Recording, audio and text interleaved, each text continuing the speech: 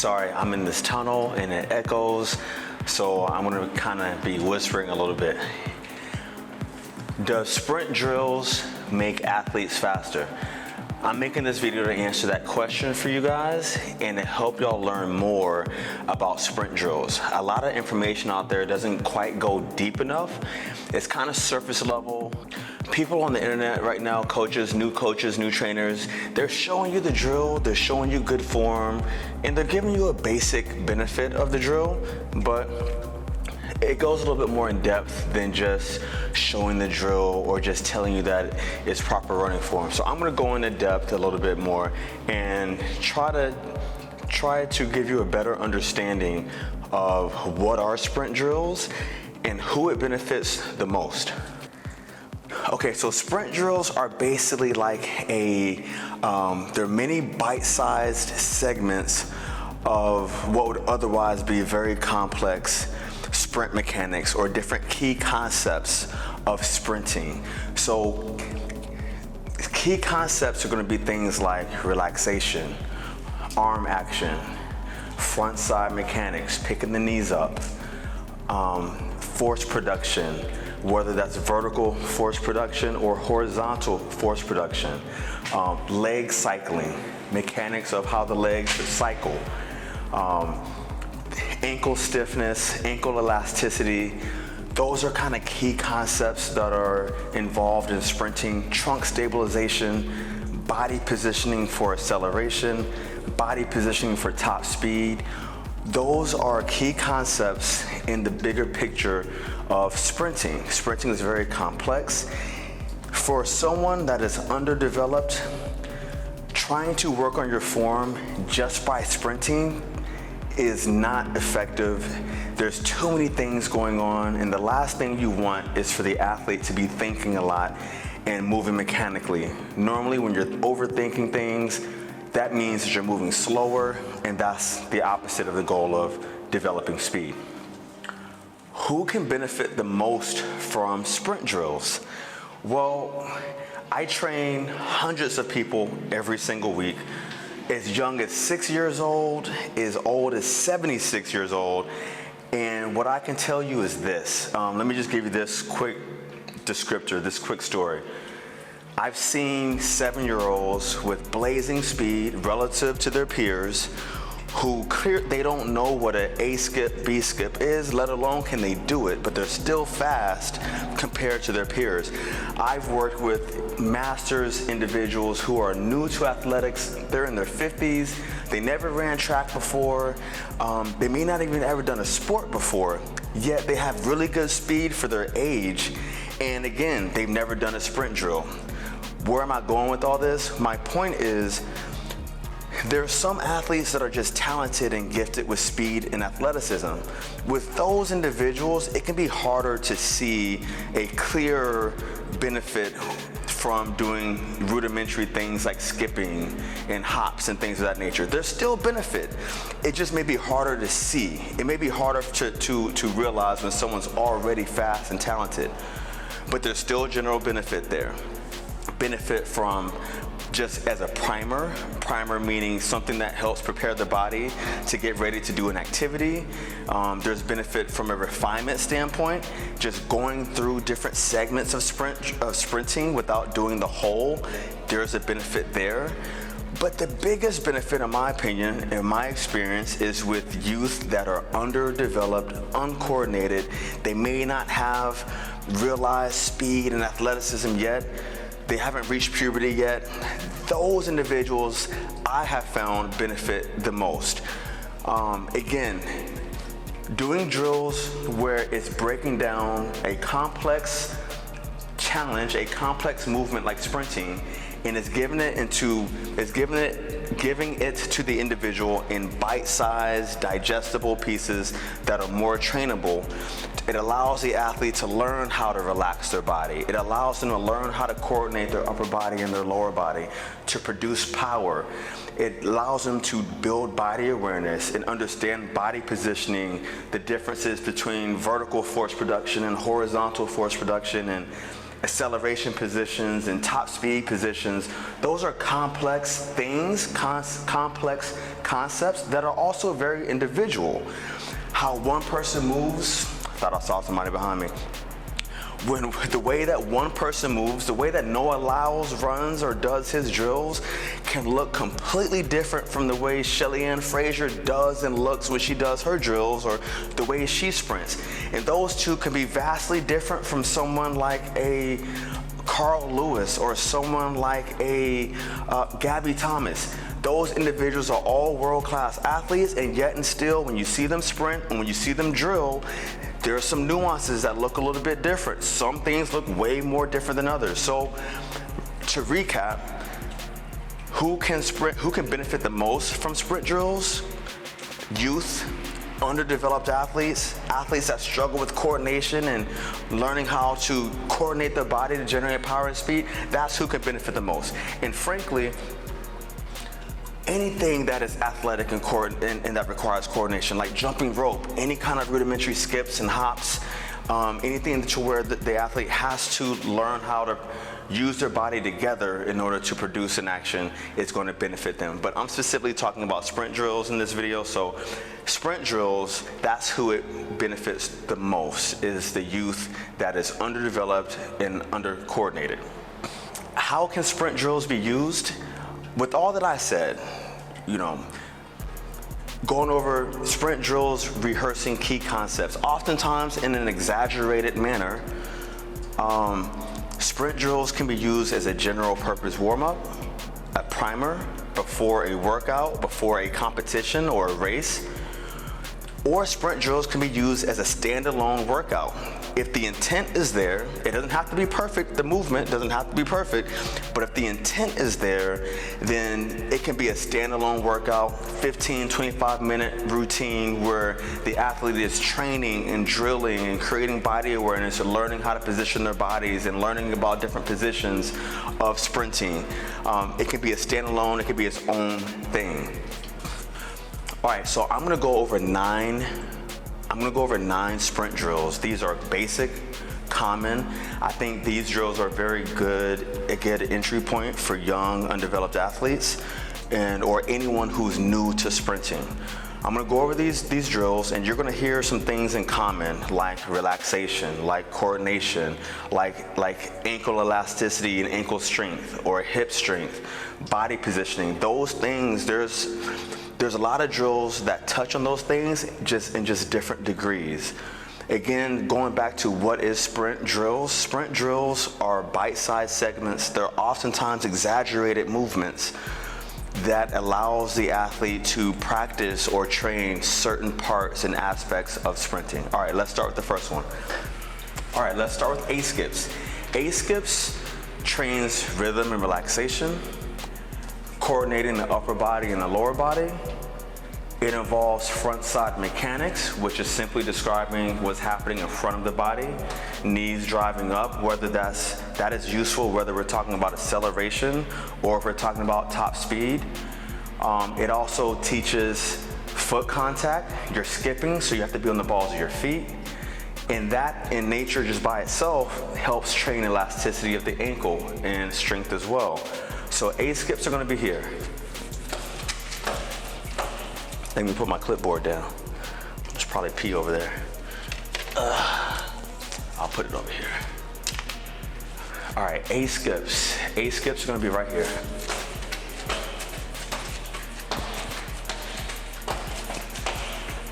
It's a good idea to practice them in place first before trying to move with that drill.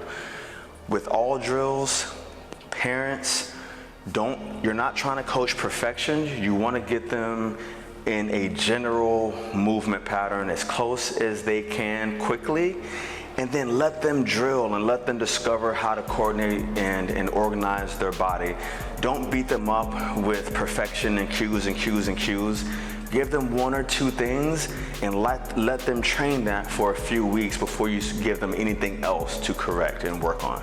So that's A-skips. B-skips. Same thing, rhythm and relaxation. B-skips is going to involve coordinating the upper and lower body.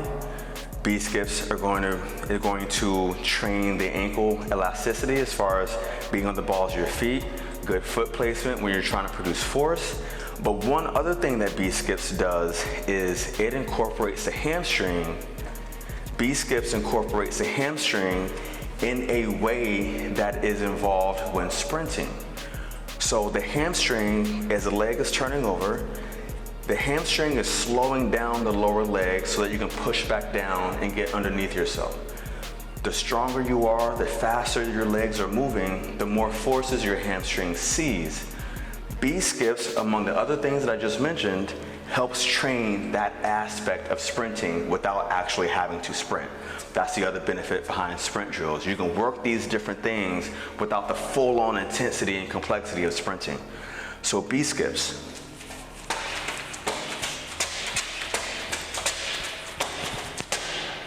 There's a debate in the coaching community, how high should the knee go? Listen, I'm of the mindset that we're not trying to exactly mimic sprinting. If we wanted sprinting, then we would just sprint. Drills are trying to work on certain aspects and concepts of sprinting. So one of those important aspects with B skips, again, is exposing the hamstring to a similar force that will be involved in sprinting without the full-on intensity of sprinting. Something that I can do in place with a lot more intent if I'm really training it. It also requires me to have to do the aspects that I mentioned earlier, which is rhythm and relaxation, coordination of my limbs, proper foot placement, ankle stiffness, ankle strength, of course, hip strength and hip mobility. All right, drill number 3, C skips. C skips is a funky one. C skips, one leg is gonna do 3 things. I'm gonna lift up to the front, out to the side, and then back to the front. So C skips looks very similar to A skips. The rhythm is very similar, except the movement is different, slightly. There's just a third movement in there, and that movement is out to the side. So you're gonna lift up in front, out to the side, and then back to the front, and then you'll switch. Some coaches do it a little bit differently, but that's the gist of it. C skips is gonna typically always involve some kind of lateral lift. Whether you come back to the front or not is a variation here, that's neither here nor there. Just understand C skips is gonna involve some kind of lift to the side. C skips is a really good drill that trains all the other things as A skips, except with that side motion, that's a little bit more hip mobility, a little bit more hip involvement, which is useful for everyone, but especially an athlete that may be running turns, like a 200, 400 meter runner, someone who may be wanting to do hurdles in the future, or a multi-directional athlete that needs to move laterally or other directions other than just forward. C skips is great for that. All right, drill number 4, quick feet. Quick feet is a fun one. This one trains, you guessed it, rhythm, relaxation, coordination, upper lower body, ankle stiffness, foot positioning, learning how to position and strike the ground. But there's one other thing that quick feet does, which is the exaggeration portion is it's all the way on the frequency side. The goal of quick feet is similar to the next drill that's coming up. The goal of quick feet is trying to get as many steps in as you can within whatever distance that you're going. So typically 5 to 10 yards is enough.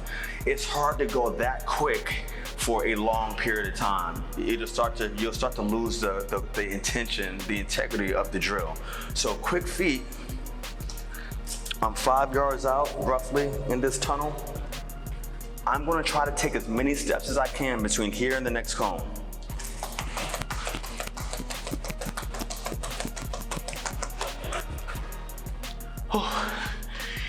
If you do it right, it's a little taxing. You're not exhausted like you just ran a mile, but there's a certain intensity that comes from trying to do something as fast as possible.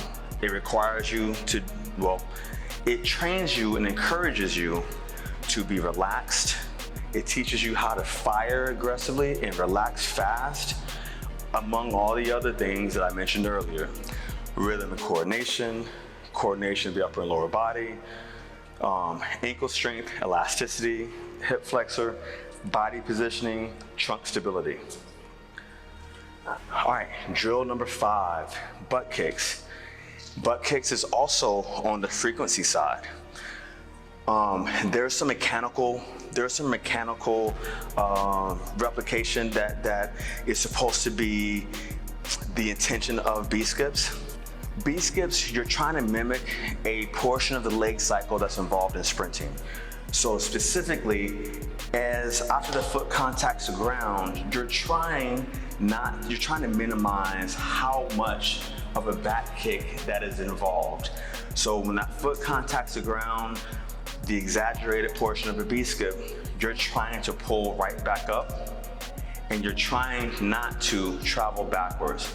That's more of a kind of an older school train of thought for butt kicks, where they're just engaging the hamstring. There's still some benefit in that, but recently, coaches have moved a little bit more towards something that is more accurate of a sprint type position or action that you want from the leg. So B skips now are encouraged to require the feet to stay right up under your hips, and there's a very little happening on the front side of the body. Everything is trying to happen underneath you. So very similar to quick feet, you're trying to get as many reps in as you can.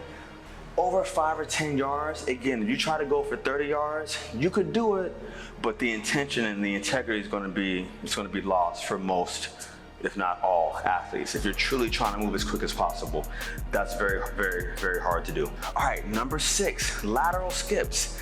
Lateral skips is a basic one that I like to use for youth, all athletes, but especially youth, because it's rhythmic and it's a contrast type drill. There's some drills that are contrast drills, like lateral movement and backward movement. I say contrast because sprinting, you're not sprinting sideways necessarily, you're not sprinting backwards, but athletes like track athletes who commonly only move in one direction, lateral movement or backward movement is a great complement that helps strengthen the muscle groups in the joints in a way that helps the body be more efficient to project power forwards. So lateral movement, such as these lateral skips, unlike a shuffle, it's kind of like you're jumping to the side in rhythm. So little small hops laterally like this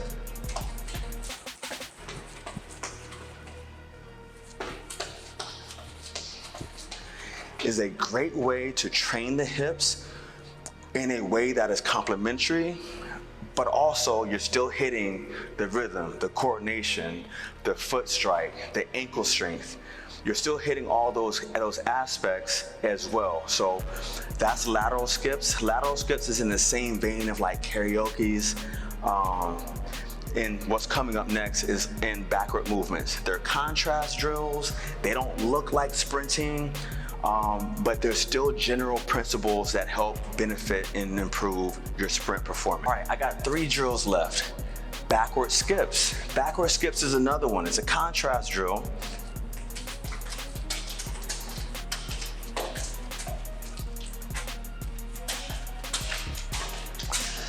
That's a drill, that's a fun one. The kids enjoy that one, but that's one where you'll have to remind them, hey, use your arms, find your rhythm. You're on the balls with your feet still, you're being elastic, you're being quick, you're relaxing, you're having to coordinate your body to not fall, maintain balance. It's a contrast drill. It looks nothing like sprinting. In fact, it's the opposite, but there's still a lot of benefit, especially when it comes to long-term development, from drills that are contrast drills that really don't look like sprinting, but they do complement sprinting. All right, power skips. Power skips is a drill where the exaggerated portion of a power skip, of course, is all on the force production side. You kind of have a continuum when you're thinking about speed. You've got power over here, you got frequency over here, and somewhere toward the middle is sprinting, okay? Bounding is sprinting slowly, I guess you could say. You're only working on the power side of sprinting, but power skips is going to be for height. It could also be for distance. So power skips for height looks like this. I'm gonna bump my head on the ceiling. Power skips, as you can see, it involves good arm action. It involves driving the knees up explosively to produce power. And of course, again, it encourages proper foot placement. It teaches the athlete how to organize their body to produce force, whether that's vertical or horizontal.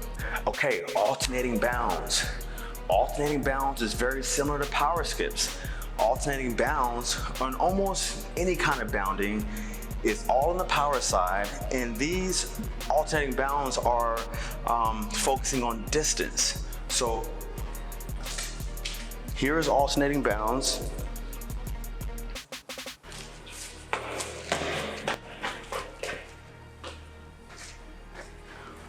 When done properly, the goal is to apply maximum force off the ground while driving up on the opposite side, driving the knees up. Be careful the athlete is not reaching to cover ground, but they're covering ground from the power off the ground. And good, powerful arm action is what you should see with good bounding. Again, it's all on the power side. It helps teach the athlete about horizontal projection. And it's a really great drill for acceleration. There's also some good drills, some variations for top speed as well. All right, so those are the 9 drills. Basics, there's many other drills. Those are the 9 basic drills that I would start with for a youth that's uncoordinated and they're trying to learn how to use their bodies. And as you saw, there is a lot of commonalities with all those drills. Rhythm and relaxation, upper and lower body coordination, proper ground strike, ankle strength, elasticity, trunk stability, balance. Some of them emphasize hips or hamstrings a little bit more than others. But overall, they're small segments. Some of them are exaggerated key concepts of sprinting, and they're more trainable than just sprinting and yelling at the athlete to fix this and fix that and fix this and fix that. There are small segments that are more easily trained. It only takes 15 to 25 minutes to train this, and it can be really fun for the athlete. On the fun side, parents, coaches, be sure not to overcoach them. This is a long game. If you caught the athlete early enough, and even for these masters athletes, this sustainability still applies, trainability still applies. You want them to train those movements, have them learn how to incorporate it into their routine to where they don't feel like it's a chore. They want to do the drills. You know, it's something that they don't dread doing. They enjoy doing them, put on some music, they have fun, they're getting warmed up, but they're also practicing some really key concepts with sprinting that otherwise can be very complex. And what you'll see is over time, their body awareness and their ability to organize their limbs will improve, but you gotta give it time. Don't overcoach it.